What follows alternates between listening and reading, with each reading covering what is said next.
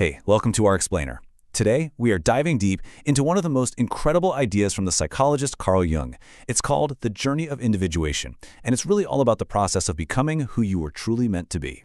So, let me ask you something. Do you ever get that feeling that you're just playing a character in your own life? You know, like you're wearing a mask that doesn't quite fit, but you keep it on anyway, just to get by? Well, that exact feeling is what Jung's work helps us make sense of. And Jung really got this. He wrote that for a lot of people. The constant pressure to just be normal is an absolute nightmare. Why? Because their deepest, most fundamental need is to live authentically, even if that life looks a little abnormal to everybody else. This quote just perfectly captures that tension, right? Society pulling you one way and your true self pulling you another. So where does this all begin? Well, according to Jung, it starts with the mask we put on for the world. Let's dig into this first concept, which he called the persona. He called it the persona. Think of it as the role we play. The good employee, the perfect parent, the fun friend. And look, it's not about being fake. It's more of a necessary compromise that helps us get along in the social world. But here's the catch. The trouble starts when we mistake the mask for our actual face. When we forget it's just one part of us, not the whole thing. That's what leads to that nagging restlessness, that deep-down feeling that something important is missing. So to find that missing piece, the journey can't just be about looking outward. It has to be an inward journey. And that means we have to turn around and face the parts of ourselves we'd really rather just ignore.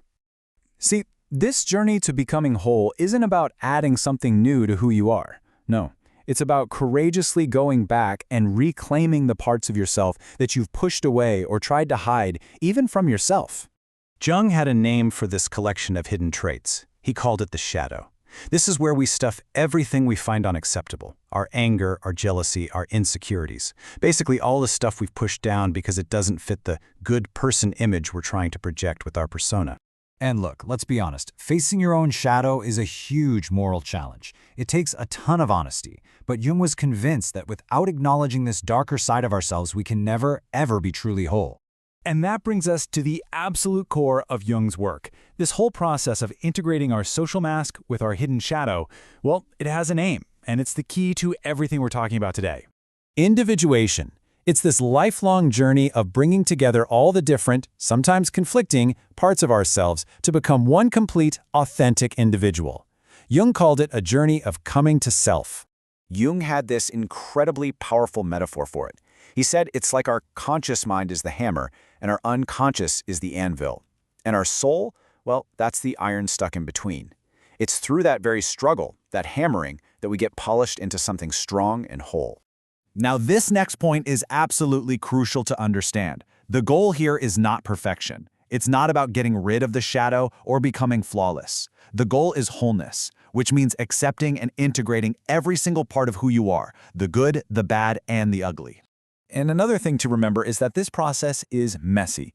It is not a straight line from A to B. It's more like a spiral. You move forward, you might circle back to an old lesson, but you see it with new eyes.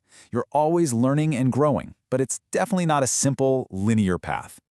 Okay, I know what you're thinking. This all sounds very philosophical, right? Big, abstract ideas. But what does it actually look like in our day-to-day lives? How do we take this grand theory and actually put it into practice? I mean, that's the real question, isn't it?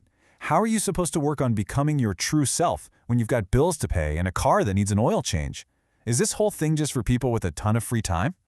Well, you might be surprised. Jung's answer was incredibly simple and down to earth. He once wrote that this path isn't something you map out in advance. He said it simply comes into being of itself when you put one foot in front of the other. The secret? Just do the next thing that needs to be done. That's it. This advice is a total game changer. It takes individuation from this huge, intimidating, lifelong goal and brings it right down to earth. It turns it into a manageable daily practice. It's all about focusing on the here and now. It reminds me of an old joke from AA. Someone asks, who in this room has been sober the longest? And the answer isn't the person with the 20-year sobriety chip. It's whoever woke up the earliest this morning. Recovery is a one-day-at-a-time program. Well, individuation is a next right thing program.